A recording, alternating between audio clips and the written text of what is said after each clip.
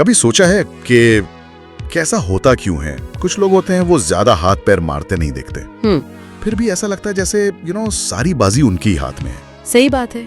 और वहीं दूसरी तरफ कुछ लोग हैं जो दिन रात एक कर देते हैं, मतलब पसीना बहाते हैं, लेकिन सालों बाद भी वो वहीं के वहीं खड़े मिलते हैं। क्या ये सिर्फ किस्मत का खेल है, या मतलब सिर्फ ज्यादा मेहनत करना या स्मार्ट होना ही काफी नहीं है? नहीं है।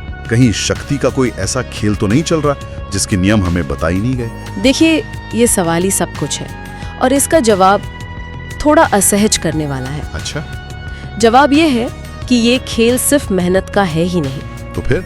ये खेल है लेवरेज का। लेवरेज? हाँ, मतलब अपनी ऊर्जा, अपनी समझ, अपना समय, उसे सही जगह पर लगाने की कला। तो आज हम इसी कोड को एक तरह से क्रैक करने की कोशिश करेंगे। ठीक है। हम निर्भरता के सिद्धांत को खोद कर निकालेंगे, एक सही नेटवर्क की असली ताकत को समझेंगे, और ये भी जानेंगे कि लेवरेज की कीमत क्या है। बिल्कुल, वो कीमत जो कोरी मेहनत से कहीं ज्यादा है। ठीक है, तो फिर इस खेल के नियमों को समझना शुरू करते हैं। और शुरुआत शायद सबसे पुराने और सबसे क्रूर नियम से करनी चाहिए। मैकियावेली। हाँ, मैकियावेली ने सदियों पहले एक बात कही थी जो आज भी कानों में गूंजती है। उसने कहा था, अगर तुम चाहते हो कि लोग तुम्हें नुकसान ना पहुंचाएं, तो उन्हें तुमसे प्यार करने पर मजबूर मत करो, उन्हें तुम पर निर्भर बनाओ। ये सुनने में तो बड़ा बेरहम लगता है ना? हाँ, बेरहम लगता है, क्योंकि हमें हमेशा सिखाया जाता है कि अच्छे रिश्ते बनाओ, सबसे प्यार से रहो। लेकिन मैकियावेली वो भावनाओं की नहीं, इंसानी फितरत की बात कर रहा था। मतलब? देखिए, प्यार एक भावना है, आज है, कल बदल सकती है। कोई आपसे आज खुश है, कल किसी बात पे नाराज हो सकता है। सही बात है। लेकिन जरूरत एक मजबूरी है, वो आसानी से नहीं बदलती। इसे आज के दौर में कैसे देखें? जैसे एक ऑफिस के माहौल में? बिल्कुल, हर ऑफिस में एक ऐसा इंसान होता है, हो सकता है उसे कोई ज्यादा पसंद ना करता हो, वो ज्यादा घुलता मिलता ना हो, लेकिन मैनेजमेंट उसे चाहकर भी नहीं निकाल सकती। हाँ, होते हैं ऐसे लोग। क्यों? क्योंकि वो कंपनी का कोई ऐसा राज जानता है, या सारे पुराने सर्वर के पासवर्ड उसी के दिमाग में है। हाँ। या फिर कुछ बड़े क्लाइंट सिर्फ उसी से बात करते हैं। अच्छा। वो इंसान कंपनी के सिस्टम का एक जरूरी लेकिन शायद नापसंद किया जाने वाला हिस्सा है। अगर वो चला गया तो सिस्टम ठप हो जाएगा। समझ गया, मतलब वो इंसान प्यारा नहीं है, वो जरूरी है। एग्जैक्टली। कंपनी उस पर निर्भर है, यही उसका लेवरेज है। और ये कड़वी सच्चाई भी है कि कॉर्पोरेट दुनिया में वफादारी या आपकी सालों की मेहनत की कोई खास कीमत नहीं है। कोई कीमत नहीं है। जिस दिन आपसे सस्ता और आपसे बेहतर विकल्प मिला, आपको बदलने में 1 सेकंड भी नहीं लगेगा। तो यहाँ हर किसी को खुद से एक सवाल पूछना चाहिए। क्या? अगर मैं कल अपनी नौकरी छोड़ दूं, तो मेरी कंपनी को कितना फर्क पड़ेगा? अगर जवाब है ज्यादा नहीं, किसी और को रख लेंगे, तो ये खतरे की घंटी है। इसका मतलब है कि आप बदले जा सकते हैं, आप रिप्लेसेबल हैं। बिल्कुल। तो फिर रणनीति क्या होनी चाहिए? सिर्फ अपनी सीट बचाने के लिए नहीं, बल्कि सिस्टम पर नियंत्रण पाने के लिए। रणनीति सीधी है, अपनी कंपनी या अपने बॉस की सबसे बड़ी दुखती रग को पहचानिए। दुखती रग? मतलब वो कौन सी समस्या है जो उन्हें रात में सोने नहीं देती, और फिर खुद को उस समस्या का एकमात्र या सबसे बेहतरीन समाधान बनाइए। अच्छा। लोगों को ये महसूस होना चाहिए कि आपके बिना काम ज्यादा मुश्किल, ज्यादा महंगा या ज्यादा धीमा हो जाएगा। लक्ष्य पसंद किया जाना नहीं, बल्कि अपरिहार्य यानी इररिप्लेसेबल बनना है। हाँ, असली शक्ति इसी में है। ये निर्भरता बनाने का आइडिया, ये सिर्फ एक नौकरी बचाने तक तो सीमित नहीं हो सकता। इसका कोई बड़ा रणनीतिक इस्तेमाल भी तो होता होगा। बिल्कुल, और इसका सबसे बड़ा उदाहरण इतिहास के सबसे अमीर लोगों में से एक ने दुनिया के सामने रखा था। आप जॉन डी रॉकफेलर की बात कर रही हैं। हाँ। कमाल की कहानी है। सोचिए, 19वीं सदी का अमेरिका, हर तरफ तेल खोजने की होड़ मची हुई थी। जैसे गोल्ड रश होता है। हाँ, जैसे सोने के लिए भागदौड़ होती है, वैसे ही लोग काले सोने यानी तेल के लिए पागल थे। जमीनें खरीद रहे थे, कुएं खोद रहे थे, मतलब एक बहुत बड़ा जुआ चल रहा था। किसी के तेल मिल जाता तो वो रातों रात अमीर, नहीं मिलता तो बर्बाद। और यही सबसे बड़ी गलती थी। भीड़ हमेशा चमकती हुई चीज के पीछे भागती है। सही है। रॉकफेलर ने भीड़ को नहीं देखा, उसने भीड़ के रास्ते को देखा। जब हर कोई कुआं खोदने के लिए फावड़ा चला रहा था, रॉकफेलर ने सोचा, क्या? ये सारे लोग जो तेल निकालेंगे, आखिर में इन्हें किस चीज की जरूरत पड़ेगी? मतलब उसने ये नहीं सोचा कि मैं तेल कैसे निकालूं, उसने सोचा ये सब लोग जो तेल निकालेंगे उन्हें जरूरत किस चीज की पड़ेगी। हाँ, ये तो सोचने का पूरा नजरिया ही बदल देता है। एग्जैक्टली उन्हें अपने कच्चे तेल को साफ करने के लिए रिफाइनरी की जरूरत पड़ेगी। उन्हें अपने तेल को देश के कोने कोने में बेचने के लिए ट्रांसपोर्टेशन की जरूरत पड़ेगी। बिल्कुल। तो रॉकफेलर ने एक भी तेल का कुआं नहीं खोदा। उसने तेल को ट्रांसपोर्ट करने वाली लगभग सारी रेलवे लाइनें खरीद लीं। उसने तेल साफ करने वाली रिफाइनरियां खरीद लीं। और इसका नतीजा क्या हुआ, मतलब आखिर में हुआ क्या? नतीजा ये हुआ कि आप अपनी जमीन पे मेहनत करके कितना भी तेल निकाल लीजिए, हाँ, बाजार तक पहुंचाने के लिए आपको रॉकफेलर की ट्रेन में ही लाना पड़ेगा। और उसे साफ कराने के लिए रॉकफेलर की रिफाइनरी में ही जाना पड़ेगा। उसने तेल नहीं, तेल की सप्लाई चेन पर कब्जा कर लिया। उसने पूरी इंडस्ट्री को अपने घुटनों पर ला दिया, क्योंकि सब उस पर निर्भर हो गए। वो खेल का हिस्सा नहीं बना, वो खेल का मैदान ही बन गया। बिल्कुल। तो सबक साफ है, उस चीज का हिस्सा मत बनो जो हर कोई कर रहा है, उस सिस्टम का हिस्सा बनो जिस पर सब निर्भर हो। तेल मत बनो, रेलवे बनो। हाँ। रॉकफेलर ने इंडस्ट्री के सिस्टम को समझा। और यही गलती कई ब्रिलियंट लोग अपने करियर में करते हैं। क्या? वो काम को समझते हैं, काम के आसपास के इंसानी सिस्टम को नहीं समझते। वो अकेले चलने की कोशिश करते हैं। हाँ, ये तो बहुत आम है। कहावत है, अकेला चना भाड़ नहीं फोड़ सकता, लेकिन हम इसे मानते नहीं मानते। ये लिए अपने डेस्क पर करेंगे, ऑफिस की चाय गपशप से दूर रहेंगे। हाँ, उनके मन में होता है मैं यहाँ दोस्ती करने नहीं, काम करने आया हूँ। और यही उनकी सबसे बड़ी गलती बन जाती है। क्यों? क्योंकि जो बड़े और जरूरी फैसले होते हैं, जो करियर को बनाते या बिगाड़ते हैं, वो कभी भी मीटिंग रूम के कॉन्फ्रेंस टेबल पर नहीं लिए जाते। सही बात है। वो अनौपचारिक जगहों पर होते हैं, लंच टेबल पर, कॉफी मशीन के पास या ऑफिस के बाद की छोटी मोटी मुलाकातों में। असली जानकारी का लेन देन वहीं होता है। लेकिन कुछ लोगों को लगता है कि ये तो ऑफिस पॉलिटिक्स है, मक्खन लगाना है, मैं तो अपने काम से मतलब रखूंगा, मेरा काम बोलेगा। देखिए, इसे पॉलिटिक्स कहना एक तरह से बहाना है। ये पॉलिटिक्स नहीं, ये जानकारी का प्रवाह है। जानकारी का प्रवाह? मैकियावेली ने कहा था, ये जानना जरूरी है कि हवा किस तरफ बह रही है, कौन सा डिपार्टमेंट ताकतवर हो रहा है, किसका बॉस बदलने वाला है, कंपनी का अगला बड़ा प्रोजेक्ट कौन सा होने वाला है।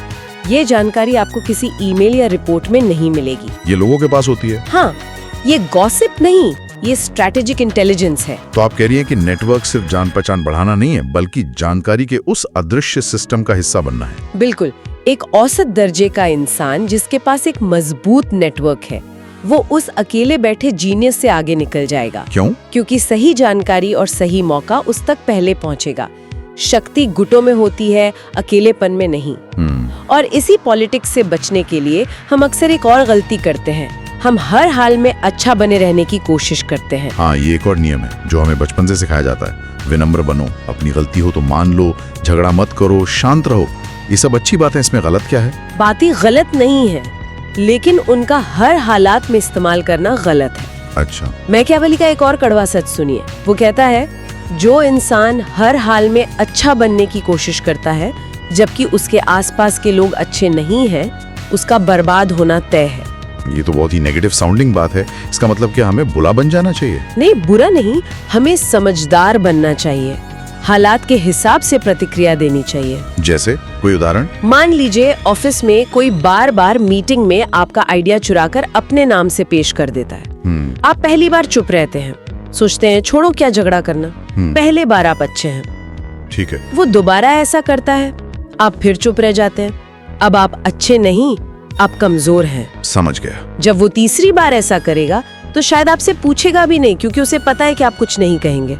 तब आप कमजोर भी नहीं, आप अदृश्य हैं। तो ये अच्छाई या बुराई का सवाल नहीं है, ये असरदार होने या न होने का सवाल है। हाँ। अगर आपकी अच्छाई आपको कमजोर बना रही है तो वो अच्छाई नहीं, बेवकूफी है। एकदम सही। कभी कभी ना बोलना, कभी कभी अपने हक के लिए आवाज उठाना और कभी कभी टकराव मोल लेना जरूरी होता है। अपनी एक बाउंड्री दिखाने के लिए। हाँ, ये दिखाने के लिए कि आपकी एक सीमा है जिसे पार नहीं किया जा सकता। दुनिया कमजोर को नहीं बख्शती। सबका दिल जीतना वो आइसक्रीम बेचने वाले का काम है, आपका नहीं। सही जगह पर सही मात्रा में कठोरता दिखाना कमजोरी नहीं बल्कि रणनीति का हिस्सा है। और सही जगह की बात चली है तो लेवरेज का सबसे सटीक उदाहरण एक और कहानी में छिपा है। असरदार होने का मतलब हमेशा ज्यादा मेहनत करना नहीं होता। बिल्कुल, असरदार होने का मतलब होता है सही जगह पर चोट करना। और इसकी सबसे बेहतरीन कहानी है हेनरी फोर्ड और महान इंजीनियर चार्ल्स स्टीनमेट्ज की। हाँ, हुआ ये कि फोर्ड मोटर कंपनी की एक बहुत बड़ी फैक्ट्री में एक विशाल जनरेटर ने काम करना बंद कर दिया। और वो जनरेटर पूरी फैक्ट्री की जान था। हाँ, उसके बंद होते ही पूरी प्रोडक्शन लाइन ठप पड़ गई। हर गुजरते घंटे के साथ फोर्ड को लाखों डॉलर का नुकसान हो रहा था। अमेरिका के सबसे अच्छे इंजीनियर बुलाए गए, सबने हाथ पैर मारे लेकिन कोई भी उसे ठीक नहीं कर पाया। जब सारे रास्ते बंद हो गए तो किसी ने चार्ल्स स्टीनमेट्ज का नाम सुझाया। हाँ, वो उस समय के आइंस्टाइन माने जाते थे, एक जीनियस। तो स्टीनमेट्ज फैक्ट्री आए। उन्होंने कोई भारी भरकम औजारों का बक्सा नहीं खोला। वो बस कुछ देर तक उस विशाल शांत पड़ी मशीन के चारों तरफ घूमते रहे। हाँ। वो उसकी अलग अलग जगहों पर कान लगाकर उसकी गूंज को सुनते रहे, उसके कंपन को महसूस करते रहे, जैसे कोई डॉक्टर मरीज की नब्ज जांच रहा। हाँ, वो उस मशीन की भाषा को पढ़ रहे थे। काफी देर तक जांचने के बाद उन्होंने अपनी जेब से एक मामूली सा चौक का टुकड़ा निकाला। एक चौक का टुकड़ा? हाँ, और जनरेटर के एक खास हिस्से पर एक छोटा सा एक्स का निशान बना दिया। उन्होंने फोर्ड के इंजीनियरों से कहा, इस जगह के अंदर जो कॉइल है उसमें 16 तारें ज्यादा लपेटी हुई हैं, उन्हें हटा दो। और बस इतना ही? बस। इंजीनियरों ने थोड़ा शक करते हुए वो हिस्सा खोला और देखा कि स्टीनमेट्ज बिल्कुल सही थे। अच्छा। उन्होंने वो तारें हटाई, बटन दबाया और वो विशाल जनरेटर घर घर आते हुए चालू हो गया। पूरी फैक्ट्री में जान आ गई। वाह। कुछ दिनों बाद हेनरी फोर्ड को स्टीनमेट्ज की तरफ से $10,000 का बिल मिला। $10,000? उस जमाने में ये तो बहुत बड़ी रकम थी। हाँ, फोर्ड के अकाउंट्स डिपार्टमेंट ने वो बिल देखकर कहा, क्या एक चौकसी निशान लगाने के $10,000? ये तो मजाक है। उनसे कहिए कि इसका पूरा ब्यौरा भेजे। तो स्टीनमेट्ज ने क्या किया? स्टीनमेट्ज ने बिल को दोबारा भेजा। इस बार उस पर 2 लाइनें लिखी थी। वाह, क्या बात है। यही तो लेवरेज है। दुनिया आपको 8 घंटे पसीना बहाने के पैसे नहीं देती, दुनिया आपको ये जानने के पैसे देती है कि हथौड़ा कहाँ मारना है। बिल्कुल। आपकी असली कीमत आपकी मेहनत में नहीं, आपकी उस विशेष समझ में है जो सही जगह पर सही समय पर चोट कर सके। ये सारी बातें निर्भरता से लेकर सही जगह चोट करने तक हमें एक अंतिम और सबसे शक्तिशाली तुलना पर लाती है। ग्लेडिएटर और राजा की तुलना। हाँ, सोचिए, एक ग्लेडिएटर अखाड़े में लड़ता है। वो अपनी जान की बाजी लगाता है, उसका खून बहता है, पसीना बहता है, हजारों की भीड़ उसके लिए चीखती है, तालियां बजाती है। वो ताकत और मेहनत की मिसाल है। लेकिन उसकी जिंदगी और मौत का फैसला कौन करता है? राजा, जो अपनी गद्दी पर आराम से बैठा है, उसे एक खरोच तक नहीं आई है। वो लड़ नहीं रहा? नहीं, वो सिर्फ भीड़ की तरफ देखकर अपना अंगूठा ऊपर या नीचे हिलाता है और ग्लैडिएटर का भविष्य तय हो जाता है। शक्ति मेहनत में नहीं, फैसले में है। ग्लेडिएटर के पास हुनर है, राजा के पास लेवरेज है। तो इस कहानी में सबक ये है कि हमें ग्लैडिएटर की मेहनत से राजा की कुर्सी तक का सफर तय करना है। और ये कुर्सी आपको कोई तोहफे में नहीं देगा। बिल्कुल नहीं, इसे समझ से, रणनीति से और लेवरेज से हासिल करना पड़ता है। तो आज से एक मानसिकता में बदलाव लाने की जरूरत है। कैसा बदलाव? खुद को एक कर्मचारी समझना बंद कीजिए, खुद को एक कंपनी समझिए। You limited. आपकी अपनी सेवाएं हैं, आपकी अपनी विशेषज्ञता है और आपकी अपनी कीमत है। और अगर कोई कंपनी आपकी सही कीमत नहीं समझती, तो एक अच्छी कंपनी की तरह अपनी सेवाएं वहां से हटाकर किसी ऐसी जगह ले जाइए जहां उसकी कद्र हो। वफादारी कंपनी से नहीं, अपने हुनर से रखिए। मेहनत करना गलत नहीं है, लेकिन आंखें बंद करके बिना सोचे समझे मेहनत करना बेहुदा है। सही बात है। जैसा कि कहते हैं, गधा भी बहुत मेहनत करता है, लेकिन जंगल का राजा शेर होता है।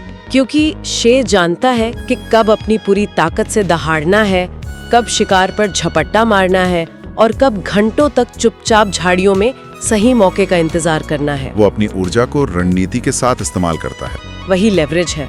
तो आज की इस पूरी चर्चा के बाद हम अपने श्रोताओं के लिए एक सवाल छोड़ना चाहेंगे। जरा सोचिए, अगर आपको अपने काम में, अपनी जिंदगी में सिर्फ एक ऐसी जगह चुननी हो, सिर्फ एक ऐसा पॉइंट जहां आपकी एक छोटी सी कार्रवाई सबसे बड़ा और सबसे सकारात्मक बदलाव ला सकती है, वो एक हथौड़ा मारने की सही जगह, वो एक एक्स लगाने की सही जगह, तो वो कौन सी जगह होगी?